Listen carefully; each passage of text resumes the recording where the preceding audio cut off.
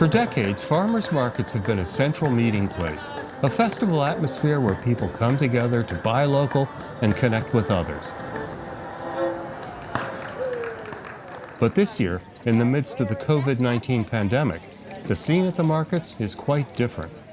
It doesn't feel the same as what you would think of as a farmer's market, but rest assured, the food is the same, the people are the same, and you'll be able to find the same foods that you would normally find at a farmer's market. Just the mood is completely different. To comply with the state's social distancing rules, some markets have limited how many people can shop at one time, while others have expanded their footprint to allow for more space.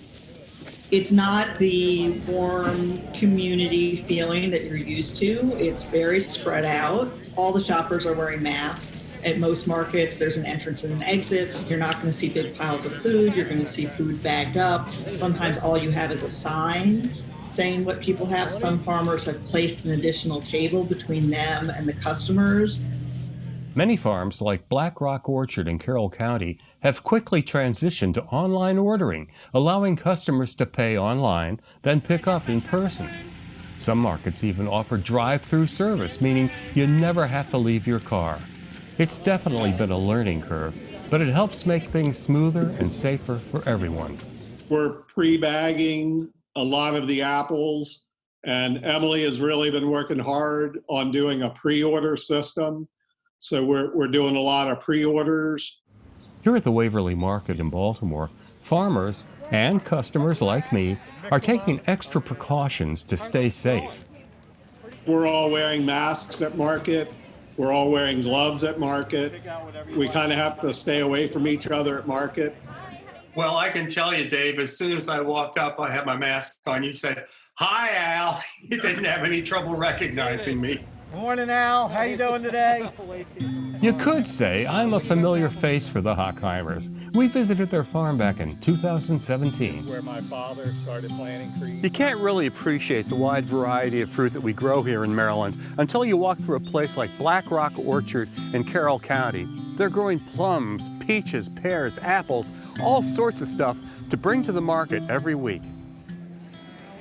Market sales are a big part of Black Rock Orchard's business. But some of the most important markets around the state are still closed, and they're feeling the impact. We're doing about 60% of our usual business. Like every week with the weather getting better, there are more people coming to the market, but our sales are still down a little bit right now. Farmers markets are especially important in urban areas known as food deserts, where residents may not have easy access to grocery stores. Markets like the ones in Baltimore and other cities help provide a source of fresh, healthy produce. Maryland's farmers markets are really doing their bit to keep us well fed, but not everybody can get to a farmers market. But there's a good alternative. A lot of farms offer delivery service, and they tell us they've seen a real uptick in orders. We've seen our operation more than double. Prior to COVID, this is probably March, we were making on average 5,000 to 5,500 deliveries every single week.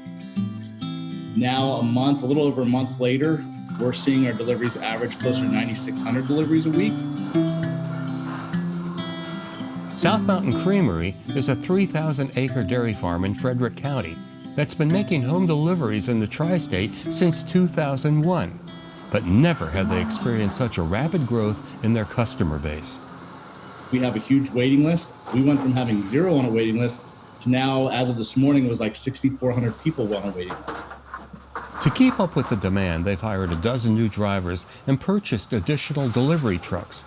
But at every turn, they're faced with a new challenge. So our existing customer base started to order way more stuff, almost twice as much stuff. So we've had to really change how we operate.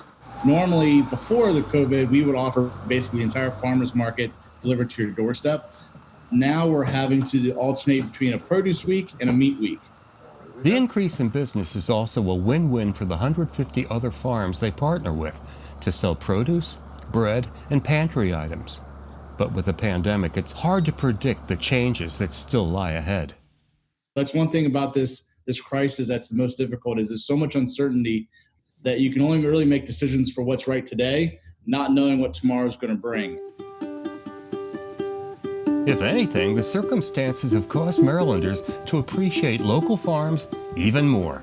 It's really nice to have the farmers markets.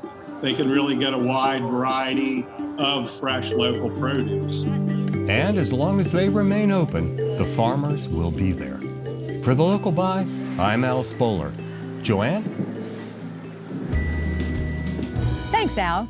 And if you're looking for how to cook that delicious local food, check out mpt.org/farm for all our Local Buy recipes. You can watch full episodes there as well.